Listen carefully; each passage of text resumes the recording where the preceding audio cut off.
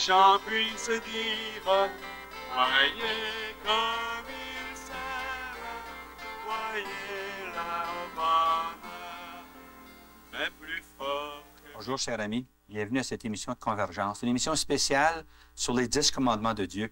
Et avec moi, Vasula Ryden de Suisse pour nous donner le contenu d'un message qu'elle a reçu sur les 10 commandements. Bienvenue parmi nous, Vasula.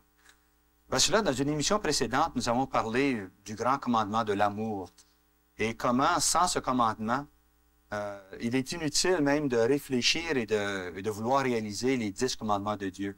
Le Seigneur a dit, tu aimeras le Seigneur ton Dieu de tout ton cœur, de toute ton âme, de toutes tes forces, et ton prochain comme toi-même. Ce qui est le résumé des 10 commandements. Mais sans ce commandement de l'amour, il est impossible d'aller de l'avant.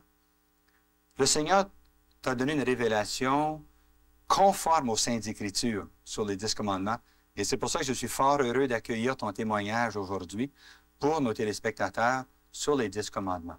Si nous parlions aujourd'hui du deuxième et du troisième commandement, qu'est-ce que le Seigneur t'aurait dit au sujet du deuxième? Le deuxième, je vais le lire du livre ici. Il a dit « N'invoquez pas mon nom en vain ». Et il dit « Et le commandement suivant ». Et alors, je vais lire quelques lignes pour expliquer. Il dit « Maintenant, d'arrogantes nations attaquent mon saint nom, des peuples pour lesquels je ne signifie rien. Leurs bouches sont pleines de discours blasphématoires, mais sont prêtes à la flatterie pour d'autres. Lorsqu'ils voient quelque hideux avantage, ils maudissent mon saint nom lorsqu'ils sont engagés dans des disputes. Ils blasphèment contre ma déité et contre ma sainteté. » Là, il y a beaucoup à dire parce que ce que je comprends, le Seigneur dit ici, c'est qu'on utilise vraiment son nom en vain. Je connais des gens, quand ils se fâchent, par exemple, ils invoquent la Sainte Vierge, le Christ, juste une insulte, comme si c'était leur faute. Ça, je ne sais pas si c'est dans votre pays aussi, mais en tout cas, il y a j'ai entendu des gens. Au Canada, on appelle ça sacré.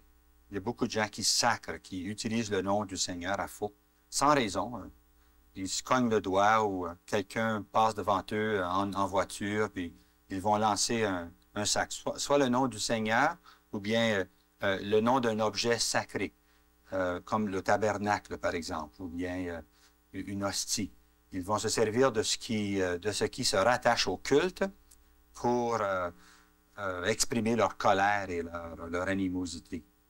Ça devient, et puis moi je trouve que si c'est les parents qui font ça, quand ils se fâchent, les enfants écoutent ça, et j'ai entendu même des enfants qui utilisent le nom du Christ quand ils sont frustrés, ou bien si ça ne va pas quelque chose, ils invoquent le Christ ou bien la Sainte Vierge. Alors ça c'est déjà quelque chose une mauvaise habitude. Et je connais même des convertis que quand ils changent de leur vie, ils sont tellement habitués que ça leur revient dans la bouche, mais ils essayent bien sûr d'arrêter ces mauvaises habitudes. Mais il y a plus que ça parce que le nom du Christ, il est même utilisé comme réclame sur des montres, par exemple, ou des autres choses. Et ça, j'ai vu même... mon fils m'a raconté une fois que quelqu'un portait un t-shirt et puis avec le visage du Christ et il y avait son nom et puis il disait « tuez vos idoles ». Ça, c'est les jours d'aujourd'hui. Hein? D'ailleurs, tout dernièrement, à Hollywood, ils ont sorti un film qui s'appelait « La tentation du Christ » où ils cherchaient à montrer une relation amoureuse ou sexuelle entre Jésus et Marie-Madeleine. C'est un horrible blasphème devant la pureté et puis la sainteté de Jésus. La divinité du Christ. Oui, parce que je me souviens quand il est sorti ce film-là, je réagis et puis j'étais vraiment bouleversée. Puis je demandais même à Jésus, qu'est-ce que maintenant, qu'est-ce qu'ils vont faire encore? Et il était très calme, comme ça, il m'a dit, et ce que j'ai pris note parce que c'est dans les livres, il a dit « Bénis soient ceux qui ne vont pas essayer d'aller le voir, ce film ». Donc, il n'a rien dit, mais le peu qu'il a dit, la façon qu'il l'a dit, je trouvais que vraiment il était très déchiré à l'intérieur. Il y a des gens qui veulent aller voir des films comme ça uniquement pour dire qu'ils l'ont vu, alors que c'est pas nécessaire. C'est mieux de s'abstenir au péché des autres. Oui, parce que j'ai connu, il y a des gens qui disaient « Oh, moi, je veux aller le voir par curiosité pour voir qu'est-ce qu'ils ont pu faire encore. » Mais ça, c'est une tentation déjà pour aller essayer voir quelque chose qui est dégoûtant. Les gens ne doivent pas faire ça. On doit s'éloigner des tentations. On n'a pas à encourager le vice et le mal chez les autres. Oui. Et le Seigneur ne veut pas qu'on utilise son nom à faux. Dans notre monde occidental, Vassula, les gens ont perdu le sens du sacré, le sens du religieux. Le deuxième commandement vise le langage, et le langage sacré, le langage religieux, et qu'on ne doit pas se servir à faux du nom de Dieu qui nous a été laissé comme un héritage. On doit s'en servir dans un contexte religieux, dans un contexte de piété et de foi, mais jamais dans un contexte de colère ou dans un contexte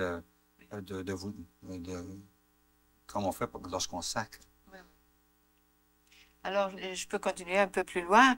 Il dit « Et ceux qui officient aujourd'hui dans mon Église, mais gravitent autour du pouvoir de la bête, se vantant de leur connaissance de ma loi, sont ceux-là même qui invoquent mon nom en vain. Ils sont ceux qui ferment le royaume du ciel à la face des hommes, n'y entrant pas eux-mêmes, ni ne permettant d'y entrer aux autres qui le voudraient. Ils prêchent contre le vol, alors qu'ils me volent les âmes.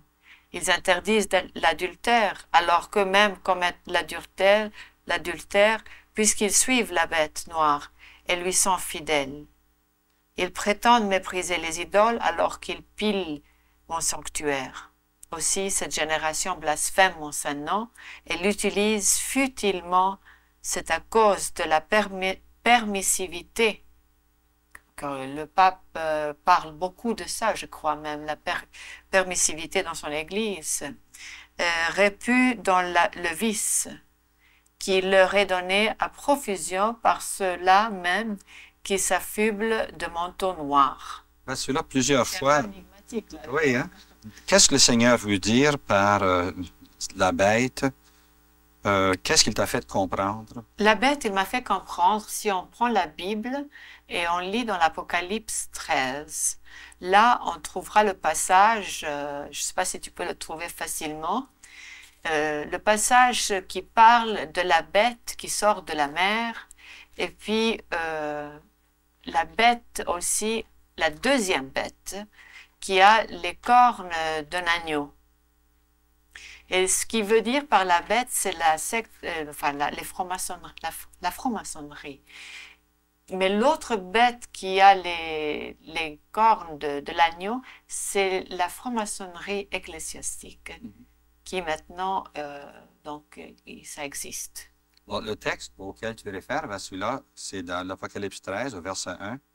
« Alors j'ai vu surgir de la mer une bête ayant 7 têtes et 10 cornes, et sur ses cornes 10 diadèmes, et sur ses têtes des titres blasphématoires. » Et justement, le deuxième commandement de Dieu, c'est contre le blasphème, justement.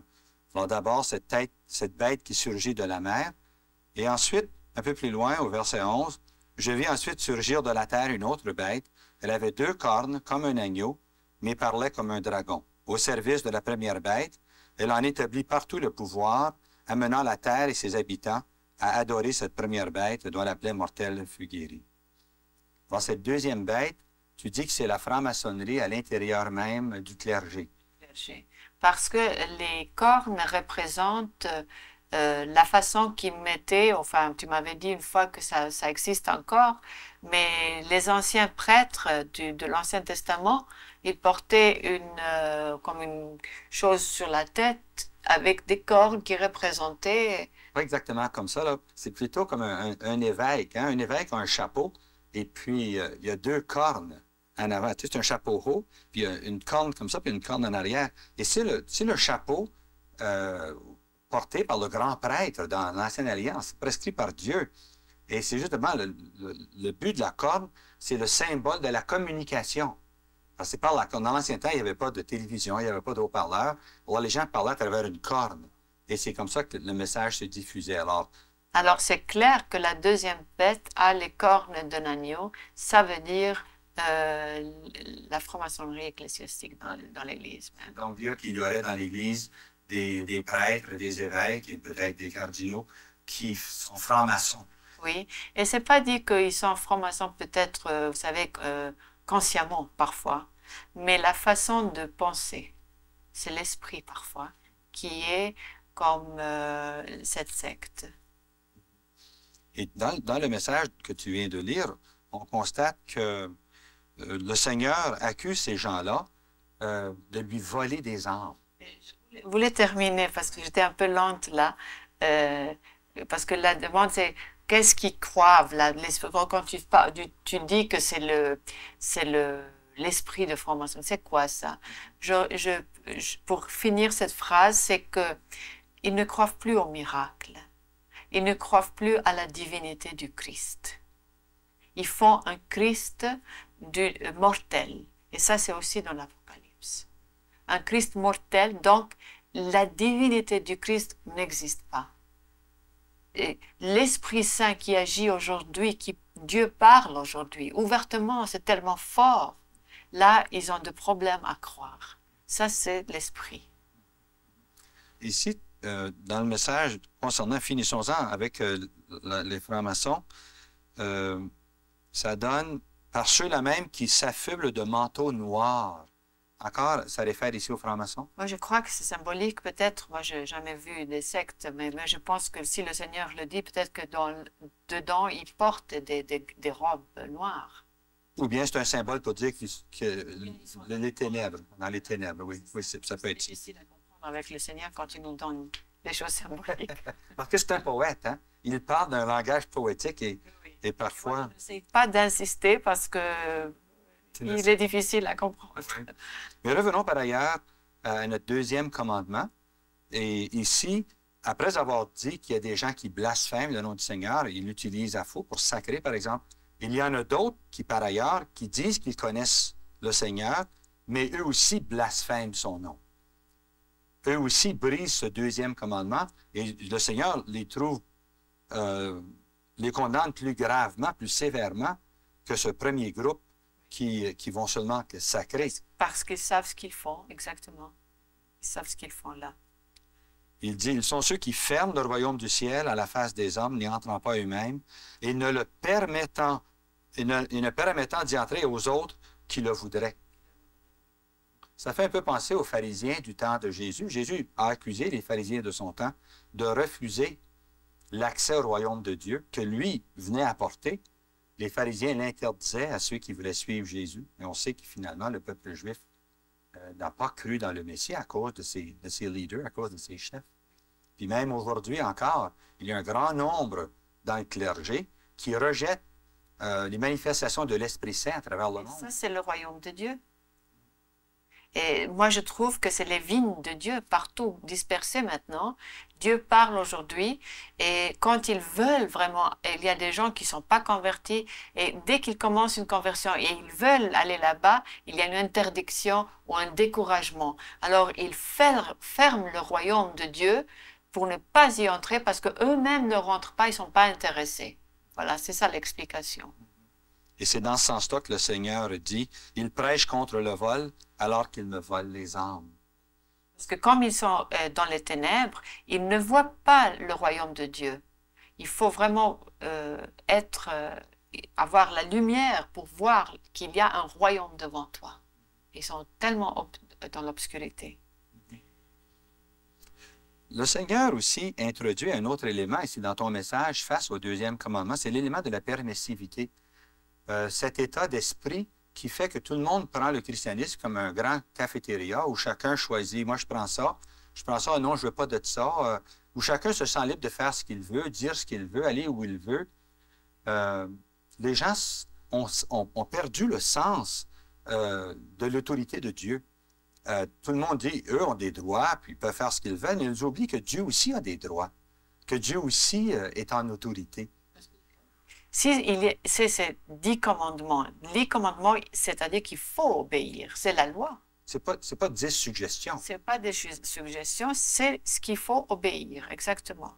Et si il y a trop de permissivité, ça veut dire qu'on lâche les brebis comme ça, seuls presque, et faire ce qui leur plaise. Et puis, c'est pas seulement, je ne veux pas dire que c'est seulement à l'intérieur de l'Église, mais c'est les laïcs même aussi. Il y a des laïcs qui sont des catholiques, par exemple. Moi, je connais des cas, des catholiques, et quand on leur a dit, voilà, il faut se confesser, il faut une fois par mois, il faut faire un jeûne, il faut faire... toutes ces règles, ça les agace. Alors, je me souviens, une dame, elle m'a dit, mais tu sais, c'est trop lourd pour mon caractère, moi, je ne suis pas comme ça, je préfère aller dans cette secte-là, il n'y a pas ça. Alors, elle a laissé tomber, Oui, elle a laissé tomber sa religion, qu'elle est catholique, pour aller dans une secte parce que ça lui va avec son caractère moderne, comme elle l'appelle. Alors, tu vois, même qu'on lui a expliqué, c'est la rébellion à l'intérieur de l'esprit. Et la rébellion, Jésus parle beaucoup dans la rébellion, dans ces temps-là, c'est l'apostasie qu'il parle aussi. Les 10 commandements sont violés du début à la fin. Notre époque est en rébellion contre Dieu. Et ce deuxième commandement-là aussi. Parce que là, je crois qu'il y a aussi un troisième sens à donner au deuxième commandement. Et ça concerne le contraire du... Si Dieu nous interdit de prendre son nom en vain, c'est parce qu'il veut que l'on prenne son nom au sérieux. Son nom, c'est un héritage. Son nom, c'est un bien. On évoque le nom. Comme une huile. Comment on appelle cette... qui coule sur la barbe d'Aaron. C'est que le Seigneur nous a laissé son nom comme un héritage. Jésus avait dit à ses apôtres en Saint Jean, il a dit, jusqu'à présent, vous n'avez rien demandé en mon nom. C'est un héritage qu'il nous faisait en nous donnant son nom, dans le sens que son nom est puissant. Jésus avait dit, ils imposeront les mains en mon nom aux malades et ils guériront. Ils chasseront les démons en mon nom. C'est qu'en utilisant le nom de Dieu avec foi, il y a une puissance. Le deuxième commandement nous interdit de se servir du nom de Dieu en vain, inutilement. D'ailleurs, dans le texte que tu as reçu, le Seigneur dit aussi qu'il n'est pas content qu'on se serve de son nom inutilement. On s'en sert sans croire que le nom même de Dieu va nous rapporter un bienfait. Et c'est important qu'on invoque le nom de Dieu. Tu sais, au début, quand il me dictait les messages, il m'enseignait. Alors, il m'avait dit que invoque mon nom et demande en mon nom et je te donnerai ce que tu veux. C'est-à-dire, on ne peut pas demander des choses qui ne sont pas bien pour l'âme. Il enseigne à apprendre pour grandir l'âme. Alors, fais-le. Et il m'encourageait. Jésus m'encourageait, il me dit, invoque mon nom, demande en mon nom et je te le donnerai. Et je me souviens une fois, il y avait des prisonniers au Bangladesh, des Coréens, qu'ils ont mis dans la prison parce qu'il n'y avait pas une histoire de visa. Alors, je lui ai posé la question, je lui ai dit, écoute, s'il te plaît, libère-les, tu peux faire tout, je te le demande, comme tu m'as enseigné dans ton nom. Alors, comme je n'étais pas très convaincue, c'est ce qu'il me répond, il m'a dit, crois à ce que tu demandes. Mais sais-tu, c'est la même chose qu'il a dit à ses apôtres. Si on lit au chapitre 11 de Saint Marc, ça dit ça. Jésus venait juste de maudire un arbre, un figuier, parce qu'il ne portait pas de figues. C'était une leçon qu'il voulait donner à ses apôtres. Et Jésus leur dit, ayez foi en Dieu. En vérité, je vous le dis, si quelqu'un dit à cette montagne, soulève-toi et jette-toi dans la mer, et s'il n'hésite pas dans son cœur, s'il croit ce qu'il dit finalement, hein, mais croit ce qu'il dit va arriver, cela lui sera accordé.